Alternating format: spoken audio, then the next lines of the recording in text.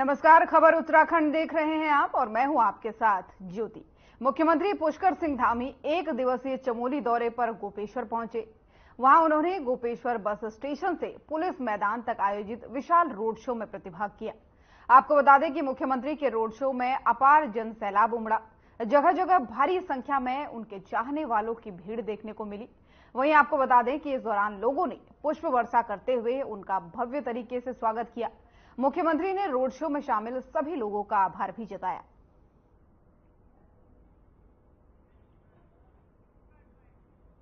तो गोपेश्वर की ये तस्वीरें हैं जहां पर सीएम धामी का रोड शो हुआ है और इस रोड शो में जनसैलाब आप देख सकते हैं। भारी संख्या में लोग उपस्थित रहे और ये रोड शो गोपेश्वर में हुआ है जहां पर मुख्यमंत्री पुष्कर सिंह धामी पहुंचे और इस दौरान लोगों की भीड़ आप देख सकते हैं। प्रदेश अध्यक्ष महेंद्र भट्ट भी तस्वीरों में आप देख सकते हैं और पूर्व सीएम जो है त्रिवेंद्र रावत भी इस दौरान पहुंचे हैं। तो भारी लोगों की भीड़ यहां पर उमड़ी और इस दौरान सीएम ने लोगों का अभिवादन भी किया।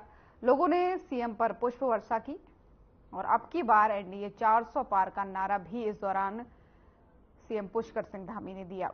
तो तस्वीरों के माध्यम से लगातार आपको दिखा रहे हैं जहां पर गोपेश्वर पहुंचे थे आज उत्तराखंड के मुख्यमंत्री पुष्कर सिंह धामी और यहां पर जनसैलाब आप देख सकते हैं। रोड शो में उन्होंने प्रतिभाग किया और इस दौरान की तस्वीरें भी आपको दिखा रहे हैं। और मुख्यमंत्री पुष्कर सिंह धामी की अध्यक्षता में बुधवार को कैंप कार्यालय सभागार में आपको बता दें कि इस दौरान मुख्यमंत्री पुष्कर सिंह धामी जो है वो कैंप कार्यालय सभागार में डेस्टिनेशन वेडिंग पर उत्तरी भारत के प्रमुख वेडिंग प्लानर्स के साथ वर्चुअली बैठक आयोजित हुई। बैठक में उत्तरी भारत के 75 से अधिक प्रमुख वेडिंग प्लानर्स ने प्रतिभाग किया, जिसमें वेडिंग प्लानर श्री सौरभ और सुश्री सीता ने अपने अनुभव साझा करते हुए बताया कि युवाओं को वेडिंग के लिए नेचुरल व्यू चाहिए, जिसके लिए उत्तराखंड बेस्ट वेडिंग डेस्टिनेशन है। उन्होंने बताया कि वे अब तक 60 से अधिक शादियों की व्यवस्था कर चुके हैं और इसी प्रकार वेडिंग प्लानर शैलजा व आयुष ने बताया कि हम देवभूमि उत्तराखंड के ऋषिकेश, त्रियुगी नारायण, चक्राता आदि में वेडिंग करा चुके हैं।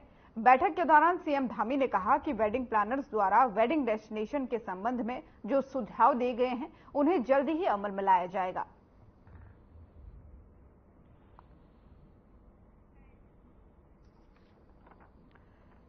तो देहरादून की ये तस्वीरें हैं जहां पर सीएम धामी ने बैठक की है वेडिंग प्लानर्स के साथ। डेस्टिनेशन वेडिंग को लेकर के ये बैठक की गई, जिसमें जो एक्सपर्ट है उन्होंने कहा कि जब भी लोग वेडिंग कराना चाहते हैं तो वो एक नेचुरल व्यू चाहते हैं और इसके चलते कई सारे जो ऐसे प्लेसेस हैं उत्तराखंड में उनको चयनित किया गया है और इस बैठक में जो सुझाव दिए गए हैं प्लानर्स के द्वारा यानी वेडिंग प्लानर्स के द्वारा उन पर अमल करने के बाद मुख्यमंत्री पुष्कर सिंह धामी ने यहां पर की है।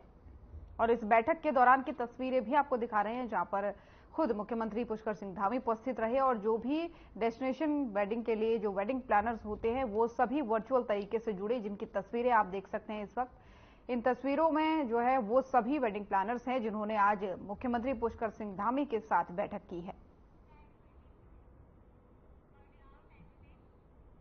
और पूरे देश में सीएए लागू कर दिया गया है, जिसमें अन्य देशों के लोगों को भी भारत की नागरिकता मिल सकती है, जिस पर अब राजनीति भी शुरू हो चुकी है।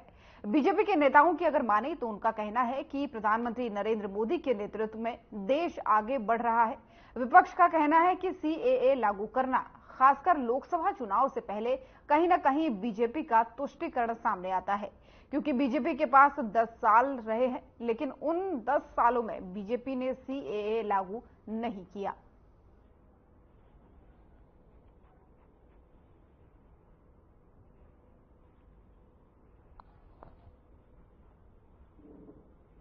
राष्ट्रपति की मंजूरी मिल गई होगी, पर मेरा ये कहना है कि टाइमिंग को लेकर कांग्रेस को थोड़ा संशय है, क्योंकि हम ये मानते हैं पोलराइजेशन ऑफ वोट की नियत से ये कानून लाया गया है और इलेक्शन में डर का वातावरण पैदा करने की भी नियत थी। अगर बीजेपी इतनी इसके लिए गंभीर थी तो उनका जो समय था 10 साल का उनका कार्यकाल रहा, 10 साल में इसको प्रायोरिटी क्यों नहीं दी गई।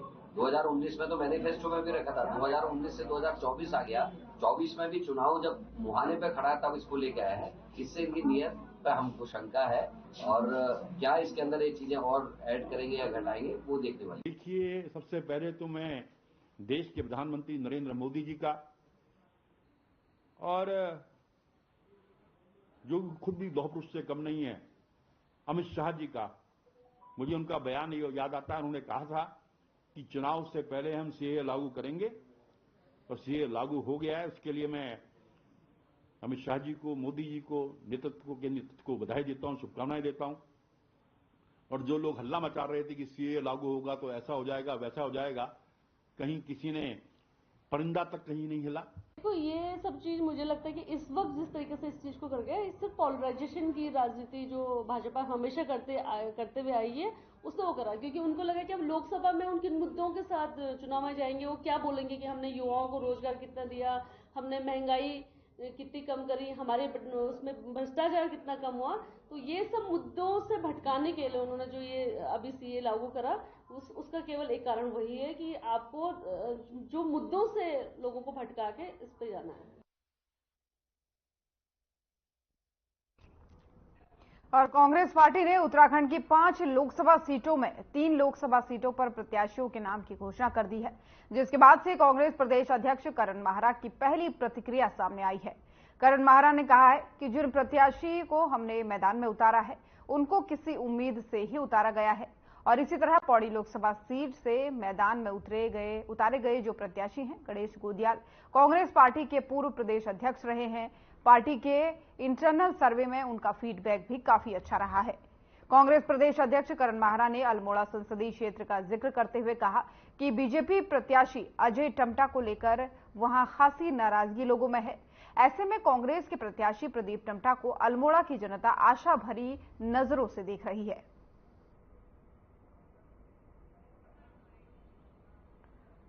तो ये खबर आपको बता रहे हैं देहरादून से, जहां पर कांग्रेस ने 5 लोकसभा सीटों में से 3 लोकसभा सीटों के लिए प्रत्याशियों के नाम का ऐलान कर दिया है, जिसके बाद से प्रदेश अध्यक्ष जो है करण माहरा, उन्होंने कहा है कि गणेश गोदियाल जिनको टिकट दिया गया है इस बार लोकसभा का, उनसे लोगों ने काफी सारी उम्मीदें लगाई है। साथ ही प्रदीप टम्टा को भी लोग उम्मीद भरी निगाहों से देख रहे हैं। और साथ ही उन्होंने कहा कि इन नेताओं का जो फीडबैक है वो काफी अच्छा रहा है, जिसके चलते इनको चुनाव के लिए टिकट दिया गया है, यानी लोकसभा का टिकट दिया गया है। तो ऐसे में उनका ये भी कहना है कि गणेश गोदियाल जो है उनकी पार्टी में भी छवि अच्छी है। साथ ही ग्राउंड की अगर बात करें तो वहां पर भी उन्होंने बताया कि गणेश गोदियाल की छवि काफी अच्छी है। पहले कांग्रेस के प्रदेश अध्यक्ष भी रह चुके हैं और अब उनको लोकसभा से उतारने के लोकसभा का टिकट देने की बात चल रही थी, जिसके बाद से जब पहली लिस्ट जारी हुई उत्तराखंड के लिए 5 सीटों में से 3 सीटों में उन्हें भी टिकट दिया गया है। और आगामी लोकसभा चुनाव को लेकर के बीजेपी ने प्रत्येक बूथ पर काम करना शुरू कर दिया है। आपको बता दें कि बीजेपी प्रदेश अध्यक्ष महेंद्र भट्ट ने कहा कि हम मैदानी जिलों के प्रत्येक बूथ पर पिछले चुनाव से 370 अधिक वोट प्राप्त करने का लक्ष्य रख रहे हैं। और इसी के साथ ही उन्होंने कहा कि जिन बूथों पर हमें पिछले चुनाव में सर्वाधिक वोट प्राप्त हुए हैं, उन बूथों पर हम इस बार 10% अधिक वोट हासिल करने का लक्ष्य निर्धारित कर रहे हैं, जिसकी कार्य योजना बूथ सशक्तिकरण के विषयों को लेकर हम शक्ति केंद्रों की बैठक बनाने जा रहे हैं।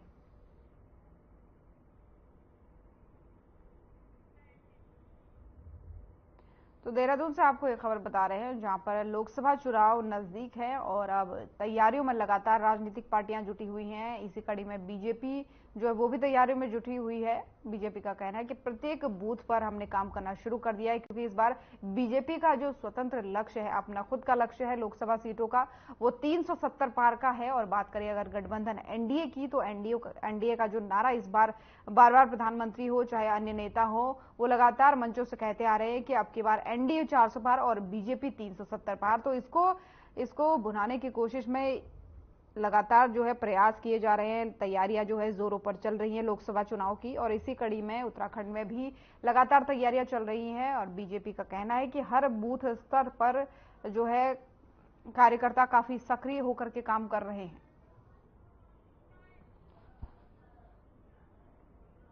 देखिए, हमने इस बार तय किया है कि मैदानी क्षेत्रों के अंदर हमको जितना पिछला पोल हुआ उसमें 370 अतिरिक्त मत हम और प्राप्त करेंगे।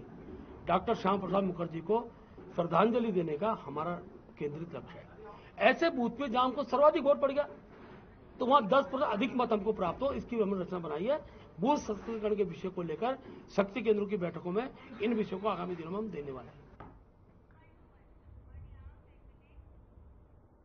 आगामी 2024 के लोकसभा चुनाव को लेकर कांग्रेस पार्टी अपनी तैयारियों में जुटी हुई है, तो वहीं कांग्रेस ने 3 विधानसभा सीटों पर अपने उम्मीदवार भी घोषित कर दिए हैं। कांग्रेस के पौड़ी सीट से लोकसभा उम्मीदवार गणेश गोदियाल कांग्रेस पार्टी का चेहरा होंगे, जिस पर गणेश गोदियाल ने कहा है कि पार्टी हाईकमान ने उन पर जो भरोसा जताया है उस पर वो खरा उतरने का प्रयास करेंगे और जनता की जो मूलभूत समस्याएं हैं उनको उठाने का काम भी करेंगे। इसी पर गणेश गोदियाल से हमारे संवाददाता अभिनव नायक ने बातचीत की है। क्या कुछ उन्होंने इस दौरान कहा है, सुनाते हैं आपको। अपने 3 सीटों पर जो है प्रत्याशी घोषित कर दिए हैं। हमारे साथ जो है पौड़ी से गणेश गोदियाल जी मौजूद हैं। सर, सबसे पहले तो आपका बहुत बहुत स्वागत। धन्यवाद। सर, अगर बात करें, पार्टी ने जो है आप पर भरोसा जताया है, पौड़ी लोकसभा से आप जो है चुनाव लड़ने जा रहे हैं, क्या कुछ मुद्दे रहने वाले हैं और किस तरह से चुनाव को लड़ेंगे? देखिए, मैं धन्यवाद देना चाहता हूं हाईकमान का कि उन्होंने हमारे तमाम कार्यकर्ताओं के निवेदन को स्वीकार करते हुए मुझे वहां से प्रत्याशी बनाया है। कांग्रेस पार्टी ने मुझे टिकट दिया है। हाईकमान का धन्यवाद, कार्यकर्ताओं का धन्यवाद। मेरा विश्वास गढ़वाल लोकसभा क्षेत्र की जनता पर है और मेरा मानना है कि निश्चित रूप में जनता मेरिट के आधार पर वोट करेगी। देखिए, मुद्दे हर चुनाव में होते हैं, लेकिन भारतीय जनता पार्टी की ये प्लानिंग होती है कि वो मुद्दों से भटकाकर मुद्दों के और लोगों के बीच, लोगों की नजरों के और मुद्दों के बीच कुहासा पैदा कर उस मुद्दे से लोगों की नजरों को ओझल कर दे और ओझल नजरों से फिर मतदाता जब वोट देगा तो भारतीय जनता पार्टी को नुकसान होता है। मेरा यह प्रयास होगा कि वर्तमान में जो मुद्दे हैं उनमें और लोगों की नजरों के बीच भारतीय जनता पार्टी जो कुहासा पैदा करना चाहेगी, मैं उस कुहासे को अलग करूं, कुहासा पैदा ना होने दूं, उस कुहासे को समाप्त करूं। लोगों की नजर मुद्दों पे हो और मुद्दों पर आधारित निर्णय करके लोग अपने मत का प्रयोग करें। और अगर ऐसा कर पाया मैं, तो निश्चित रूप में जनता स्पष्ट नजरों से मुझे अपना आशीर्वाद देगी। बीजेपी लगातार कह रही है कि वो 400 पार का इस बार जो है आंकड़ा रखने जा रही है। क्या लगता है इस बार जो मुकाबला है कांटे वाला? वो इनकी एक लोगों पर, आम लोगों पर एक मनोवैज्ञानिक दबाव बनाने की कोशिश है, एक फोबिया बनाने की कोशिश है। लेकिन मैंने कहा ना, ये फोबिया बनाने की कोशिश कुहासा पैदा करना, मैंने उसको कुहासे का नाम दिया। ये जो फोबिया पैदा करना है 400 पार, ये फोबिया है, ये कुहासा है। ये कुहासा, हमारा काम है कि इस कुहासे को हम छांटें, लोगों की नजरें मुद्दों तक पहुंच सकें, ये हमारा काम है और हम उसको छांटने पे लगे हुए हैं। अच्छा, बीजेपी ने जो है अभी तक पौड़ी से उम्मीदवार भी जो है घोषित नहीं किया है। जी, बीजेपी ने जो है पौड़ी से अभी तक उम्मीदवार भी घोषित नहीं किया। ये उनका आंतरिक मामला है। वहां एक ही बात है, वहां उम्मीदवार तो सिर्फ नाम के लिए होता है, बाकी एक चेहरे पे चुनाव लड़ा जाता है और चूंकि उस चेहरे पे चुनाव लड़ा जाता है, इसलिए हम ये प्रश्न उस चेहरे से कर रहे हैं। यह थे हमारे साथ कांग्रेस के पूर्व प्रदेश अध्यक्ष गणेश गोदियाल, जिन्होंने साफ तौर पर कहा है कि कांग्रेस में इस बार जो है पूरी मजबूती के साथ जो है चुनाव लड़ने जा रही है और उनको जो है पौड़ी से विधानसभा का जो है टिकट मिला है। लोकसभा को लेकर जो है पूरी तैयारियां हैं और इस बार जो है पूरी तैयारियों के साथ जो है वो चुनाव लड़ने जा रहे हैं और जो है मतदान जो है वो कांग्रेस के पक्ष में ही होगा, ऐसी उन्हें पूरी उम्मीद है। देहरादून से कैमरा पर्सन गौरव पंत के साथ अभिनव नायक, हर खबर। और आगामी 2024 लोकसभा चुनाव को लेकर बीजेपी भी काफी आश्वस्त दिखाई दे रही है। बीजेपी के वरिष्ठ नेता और कैबिनेट मंत्री सौरभ बहुगुणा ने कहा है कि हमारी पार्टी कार्यकर्ता आधारित पार्टी है, जबकि कांग्रेस नेता आधारित पार्टी है। उन्होंने कहा कि कांग्रेस की स्थिति ये है कि उनके बड़े दिग्गज नेता चुनाव लड़ने से मना कर रहे हैं। साथ ही उन्होंने ये भी कहा कि कांग्रेस कार्यकर्ता विहीन हो गई है और सिर्फ नेता ही आगे चल रहे हैं। चुनाव को लेकर सौरभ बहुगुणा ने कहा कि पार्टी ने उन्हें कुमाऊं क्लस्टर का प्रभारी बनाया है और उन्हें पूरी उम्मीद है कि इस बार के लोकसभा चुनाव में बीजेपी प्रत्येक सीट को 5 लाख वोटों के अंतर से जीतेगी।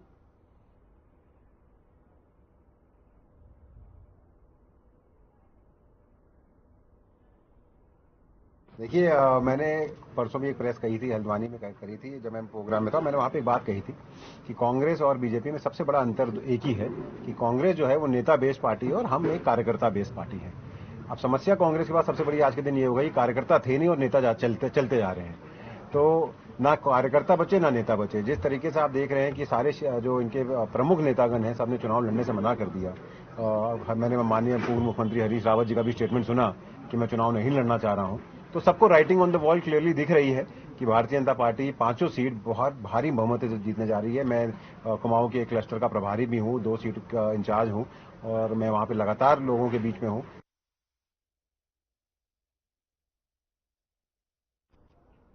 निक्षेप मत के अंतर्गत आज कालाढूंगी विधायक बंशीधर भगत और हल्द्वानी के निवर्तमान मेयर डॉक्टर जोगेंद्र पाल सिंह रौतेला ने 15 करोड़ के कार्यों का शिलान्यास किया। इन कार्यों में कालाढूंगी, हल्द्वानी, काठगोदाम, चोरगलिया, सितारगंज बिजली मार्ग चौड़ीकरण के साथ ही लालढांड पुलिया के चौड़ीकरण का काम भी किया जाना है। वहीं लोगों ने कहा कि सड़क चौड़ीकरण का काम जो है वो निश्चित तौर पर उन्हें लाभ भी से मिलेगा और जाम से भी निजात मिल पाएगी।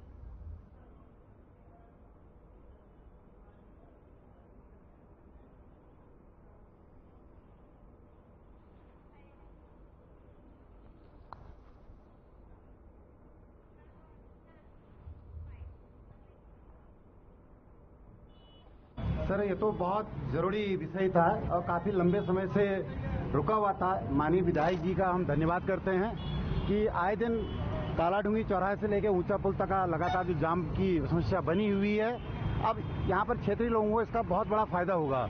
हम सभी लोग आज इसका लोकार्पण के लिए यहाँ पर पहुंचे हैं और हम बहुत जल्दी इस लोगों को इसका लाभ मिलेगा। मेरा दीपक बिष्ट है और वार्ड 47 से मैं पार्षद। आज कालाढूंगी विधानसभा में जो प्रस्ताव भेजे थे हमने और मेयर साहब ने, जो आवश्यक काम थे, उनमें लगभग 15 करोड़ के कार्य, 8 कार्य, उनका शिलान्यास कार्यक्रम आज कर रहे हैं, जिनको माननीय मुख्यमंत्री जी ने, पीडब्ल्यूडी मंत्री जी ने स्वीकृत किया है। हम माननीय मुख्यमंत्री जी का आभार व्यक्त करते हैं कि उन्होंने हमको ये 15 करोड़ की राशि हमारे आग्रह पर, मेयर साहब के आग्रह पर दी है। तो हम आज इन 8 कामों का शिलान्यास कार्यक्रम कर रहे हैं और ये करीब लगभग 1500 - 1550 करोड़।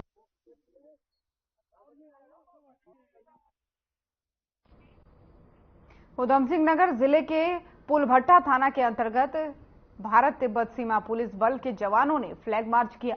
आपको बता दें कि इस दौरान पुलभट्टा थाने के तमाम अधिकारी भी फ्लैग मार्च में शामिल रहे। वहीं फ्लैग मार्च के दौरान सुरक्षा बल के जवानों ने पुलभट्टा थाना अंतर्गत क्षेत्र में मतदान की दृष्टि से संवेदनशील और अति संवेदनशील क्षेत्र में फ्लैग मार्च कर जनता से शांति व्यवस्था बनाए रखने में सहयोग की अपील करने को कहा है। वहीं सीमा सुरक्षा बल के क्षेत्राधिकारी अनिल सिंह और पुलभट्टा थाना क्षेत्र के अध्यक्ष कमलेश भट्ट के नेतृत्व में सुरक्षा बल के दर्जनों जवानों ने थाना अंतर्गत सिरौली कला, ward number 18, ward number 20, ward number 21 क्षेत्र में फ्लैग मार्च किया।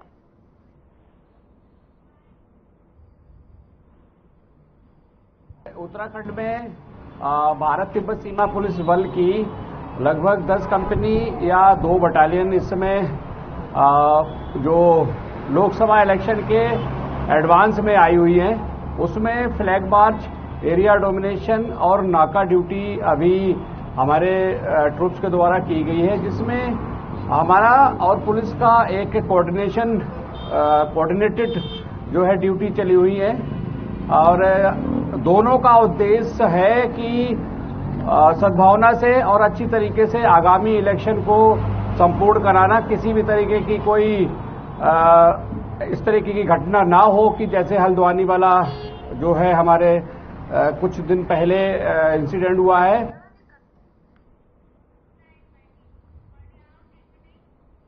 सैनिक कल्याण मंत्री गणेश जोशी ने बुधवार को गढ़ी कैंट के डाकरा में हंस फाउंडेशन के सहयोग से निर्मित गोरखा राइफल्स से परमवीर चक्र लेफ्टिनेंट कर्नल धन सिंह थापा द्वारा लोकार्पण किया गया। वहीं सैनिक कल्याण मंत्री गणेश जोशी ने कहा कि शहीदों का सम्मान करना हर देशवासियों का कर्तव्य है। उन्होंने साथ ही ये भी कहा कि प्रदेश की धामी सरकार शहीदों के सम्मान और उनके आश्रितों के कल्याण के लिए अनेकों कल्याणकारी योजनाएं संचालित कर रही है, जिससे सैनिकों के आश्रितों को लाभान्वित किया जा रहा है।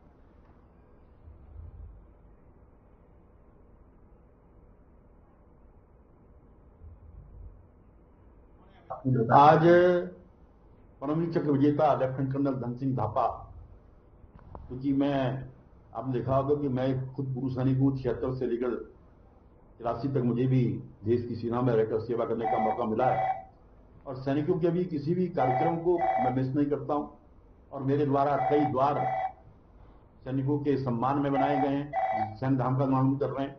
और आज एक बहुत लंबी मांग थी कि परमवीर चक्र विजेता धन सिंह थापा द्वार का निर्माण करा जाए। आज उसका लोकार्पण मेरे द्वारा किया जा रहा है और आगे भी हमने सुनिश्चित किया है, पहले जितने भी द्वार उस बार बनते थे। प्रदेश के कृषि और कृषक कल्याण मंत्री गणेश जोशी ने हाथी बड़कला स्थित कैंप कार्यालय में उद्यान विभाग द्वारा तैयार विभिन्न औद्यानिक निवेशों की गुणवत्ता युक्त आपूर्ति के लिए कैलेंडर का अनावरण किया है। इस दौरान उद्यान विभाग से जुड़े कई अधिकारीगण मौजूद रहे। आपको बता दें कि इस दौरान गणेश जोशी ने प्रधानमंत्री नरेंद्र मोदी और केंद्रीय कृषि मंत्री का आभार व्यक्त करते हुए कहा है कि इनके कुशल निर्देश नेतृत्व में भारतवर्ष के साथ साथ उत्तराखंड राज्य में भी औद्यानिकी को बढ़ावा देते हुए कृषकों की आर्थिकी सुदृढ़ करने के लिए निरंतर प्रयास किया जा रहा है।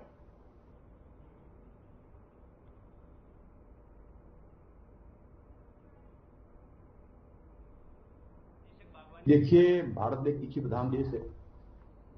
देश की जीडीपी में एग्रीकल्चर का, हॉर्टिकल्चर का 19% से अधिक का योगदान है और उत्तराखंड की इकोनॉमी को मजबूत करने में हॉर्टिकल्चर सेक्टर, एग्रीकल्चर सेक्टर का बहुत बड़ा योगदान है। और धामी सरकार लगातार इसको आगे बढ़ाने का काम कर रही है।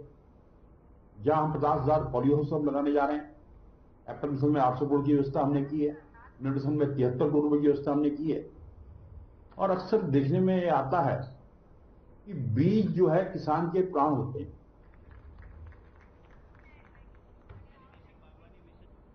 आईडीपीएल फैक्ट्री की बाउंड्री वॉल से कूदकर अज्ञात चोरों ने चोरी का प्रयास किया है। आपको बता दें कि चोरों ने 2 कंप्यूटर चोरी कर अपने साथ ले जाने की कोशिश की है। पकड़े जाने पर दोनों चोरों ने फैक्ट्री की सुरक्षा में तैनात पीआरडी के जवानों का पेचकस से उन पर हमला कर दिया। घटना में एक पीआरडी के जवान के पैर और दूसरे की छाती पर वार हुआ है। दोनों को गुमचोटें आई हैं और इस चोरी की घटना पर आईडीपीएल की वेलफेयर सोसाइटी ने संदेह जताते हुए कई बड़े सवाल भी खड़े किए हैं।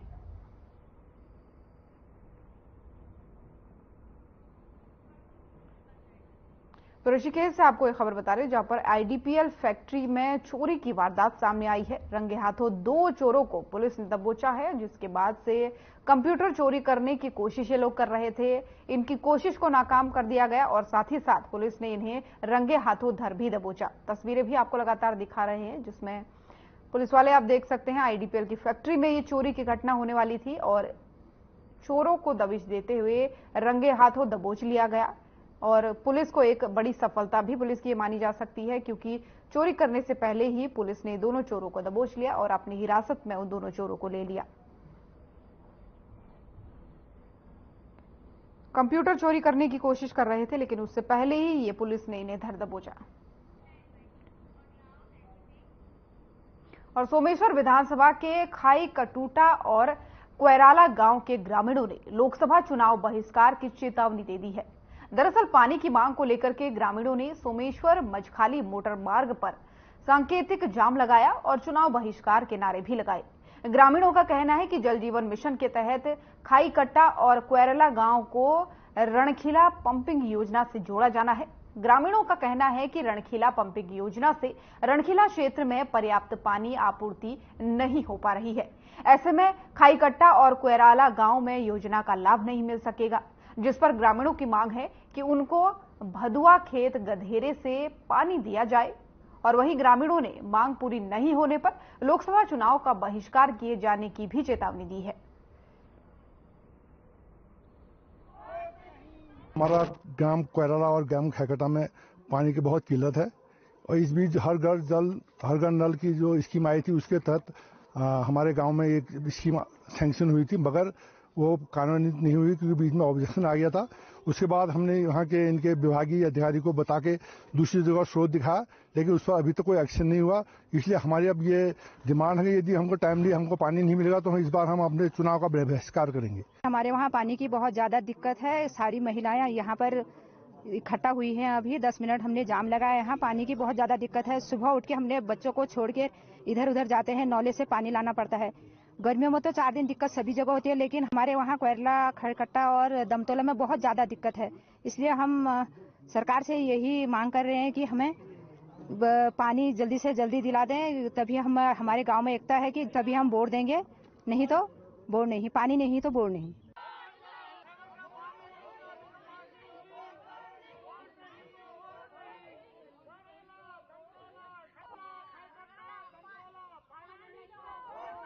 बुलेटिन में फिलहाल इतना ही। नमस्कार।